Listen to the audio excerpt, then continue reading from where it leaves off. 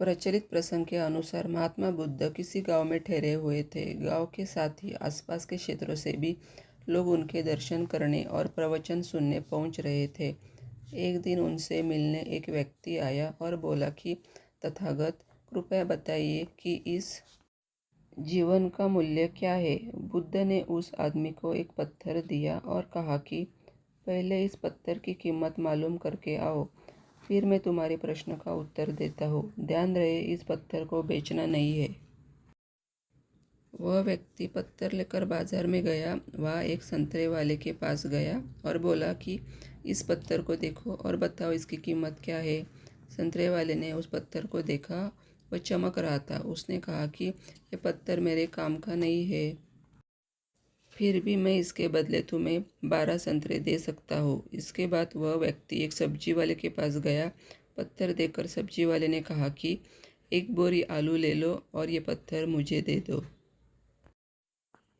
इसके बाद वह व्यक्ति पत्थर लेकर एक सुनार के पास गया और उसे पत्थर दिखाया। सुनार ने पत्थर देखा और कहा कि इस पत्थर के बदले में तुम्हें 1000 स्वर्ण मुद्राएं दे सकता हूँ। उस व्यक्ति ने पत्थर बेचने से मना कर दिया तो सुनार बोला कि मैं तुम्हें 1000 स्वर्ण मुद्राएं देता हूँ, ये मुझे दे दो। इसके बाद भी व्यक्ति पत्थर बेचने के लिए तैयार नहीं हुआ तो सुनार ने कहा कि तुम इसकी जो कीमत मांगोगे मैं दे सकता हूँ। उस व्यक्ति ने कहा कि इस पत्थर को मैं बेच नहीं सकता, मुझे सिर्फ इसकी कीमत मालूम करनी है। सुनार के बाद वह व्यक्ति एक जोरी के पास गया और पत्थर दिखाया। जोरी ने जब उस पत्थर को देखा तो वह बोला कि ये तो अनमोल रत्न है। वह व्यक्ति हैरान हो गया। इसके बाद वह बुद्ध के पास लौट आया, उन्हें सारी बात बता दी और पूछा कि अब बताइए जीवन का मूल्य क्या है।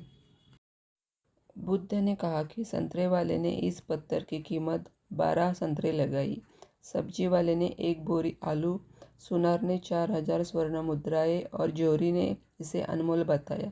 यही बात हमारे जीवन पर भी लागू होती है।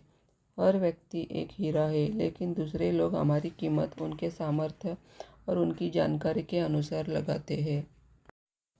हमें हमारी योग्यता की तुलना किसी से नहीं करनी चाहिए। योग्यता की कीमत हमें स्वयं लगानी चाहिए, क्योंकि कोई दूसरा व्यक्ति उसकी सही कीमत नहीं लगा पाएगा।